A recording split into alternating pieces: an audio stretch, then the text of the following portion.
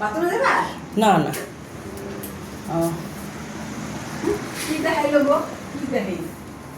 উদাম মতাম আমার দেখাইতিস না। না না খার কে লেগা সেটা কও। আরে আমি ঘরটা দেখাইতেছি কি সুন্দর করে সাজা রাখছে। কারে? লাইট কো আমি দেখি দিতে।